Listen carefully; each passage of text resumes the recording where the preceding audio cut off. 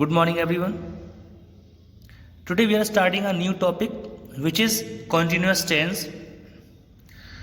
बच्चों continuous tense का इस्तेमाल हम करते हैं उन सारे एक्शंस को बताने के लिए जो कि किसी भी समय में जारी रहते हैं, मतलब कि वो कंटिन्यू होते हैं।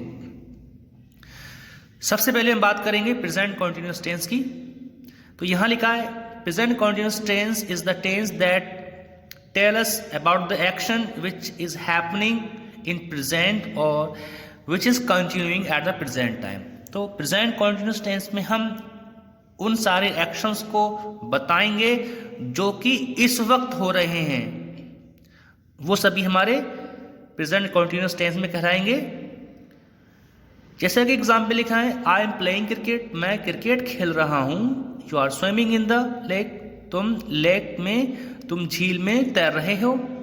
तो यहाँ पर मैंने स्ट्रक्चर लिख दिया है।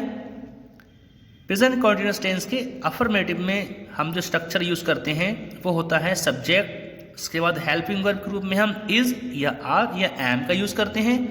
उसके बाद हम first form of the verb लगाते हैं, फिर उसमें आईएनजी ऐड करते हैं। कॉन्टिन्यूस बनाने के लिए हमें वर्ब में आईएनजी ऐड करना होती है। उसके बाद हम ऑब्जेक्ट यूज करते हैं। सभी सिंगुलर सब्जेक्ट के साथ हम इज लगाते हैं और सभी प्लूरल सब्जेक्ट के साथ हम आर लगाते हैं और आई के साथ हम एम का यूज करते हैं। जैसे कि यहाँ पर आई के साथ एम यूज हुआ है, यू प्लूरल है तो यू के साथ आर यूज हुआ है, माई मदर सिंगुलर है तो इज यूज हुआ है। इस तरह से आप इन सेंटेंसेस को पढ़ लीजिए। इसके बाद हम लोग बढ़ते हैं पास्ट कॉन्टिन्यूस टेंस की ओर। पास्ट कॉन्टिन्यूस टेंस में हम लोग उन सारे एक्शंस को बताते हैं जो कि पास्ट में जारी रहे थे। वो एक्शंस जो कि पास्ट में जारी थे, पास्ट में कंटिन्यू थे, यानी कि गुजरे हुए समय में, हम उन सभी को पास्ट कॉन्टिन्यूस में बताते हैं या पास्ट कॉन्टिन्यूस टेंस में हम उनको लिखते हैं। तो यहाँ पर इसका स्ट्रक्चर होता है सब्जेक्ट प्लस वाज या वर। उसके बाद हम इसमें वर्ब की फर्स्ट फॉर्म यूज़ करते हैं, उसमें आईएनजी ऐड करते हैं, फिर हम ऑब्जेक्ट यूज़ करते हैं। यहाँ एग्जाम्पल लिखा है आई वॉज प्लेइंग क्रिकेट, मैं क्रिकेट खेल रहा था।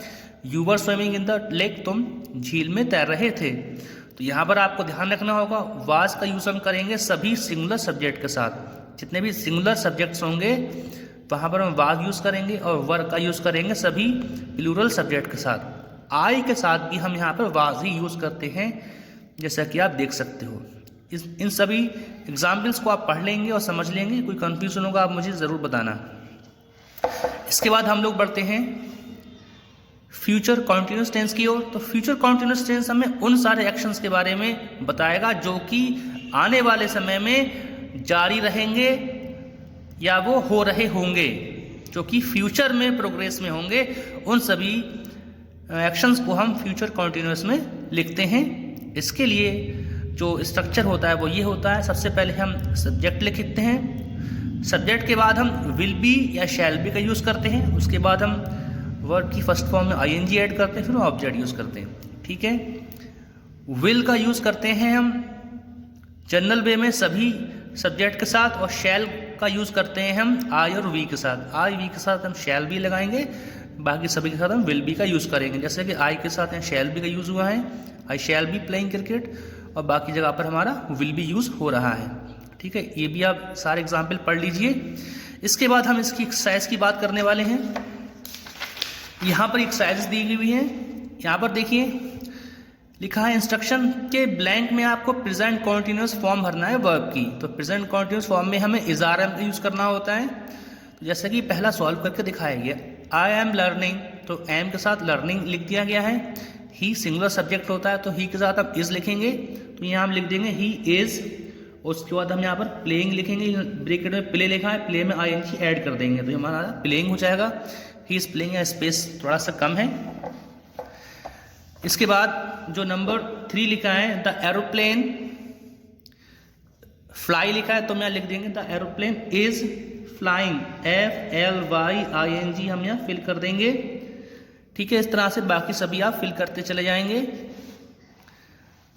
यहाँ पर हमें पास्ट कॉन्टिन्यूस टेंस का यूज़ करना है तो पास्ट कॉन्टिन्यूस टेंस में हम वाज वर्ब का यूज़ करते हैं, जैसे कि ऊपर किया है वैसा ही हम यहाँ करने वाले हैं। सिर्फ हेल्पिंग वर्ब हमारी वाज या वर आएगी।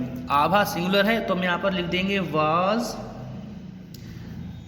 प्लेइंग, प्लेइंग लिख देंगे, ठीक है। दे प्लूरल होता तो हम यहाँ पर वर लिख देंगे, वर प्लेइंग लिख देंगे हम, वर प्लेइंग नहीं, यहाँ पर वर दूसरी यूज हुई है। ब्रैकेट में यहाँ पर लिखा है डू तो हम यहाँ पर डू लिख देंगे, दे वर डूइंग। इस तरह से बाकी सभी जो एक्सरसाइज दी गई है इन सभी सेंटेंसेस को आप कंप्लीट कर लेंगे। इसके बाद हम नंबर एच की ओर बढ़ते हैं। एज एक्सरसाइज में हमें फ्यूचर कॉन्टिन्यूस टेंस का यूज़ करना है तो यहाँ पर हम विल बी और शैल बी यूज़ करने वाले हैं। जैसे कि यहाँ लिखा है विल बी टेकिंग, तो यहाँ पर हम विल के साथ शैल बी भी यूज़ कर सकते थे और मोस्ट केसेस में हम विल बी ही यूज़ करते हैं। यहाँ पर हम लिख सकते हैं he will be doing his homework, हम यहाँ लिख सकते हैं ही विल बी, डू लिखा तो यहाँ डूइंग फिल कर देंगे, डूइंग हिज होमवर्क। इस तरह से ये बाकी के जितने भी लिखे हुए हैं 17 दिए हुए हैं और 17 तक आप ये फिल कर लेंगे, यहाँ तक ये आपको फिल करना है। इसके बाद आगे की दी गई एक्सरसाइज को हम कट कर देंगे। यहाँ पर बहुत एक्सरसाइज दी गई हैं तो हम इतनी एक्सरसाइज सॉल्व नहीं करने वाले हैं, ठीक है। तो यहाँ तक आप पेज नंबर 73 तक की एक्सरसाइज को सॉल्व करके मुझे सेंड कर देंगे। आज के लिए बस इतना ही बच्चों, अगर कोई कन्फ्यूजन रह गया हो तो आप मुझे ज़रूर व्हाट्सएप करें या मैसेज करें या कॉल कर सकते हैं, ठीक है।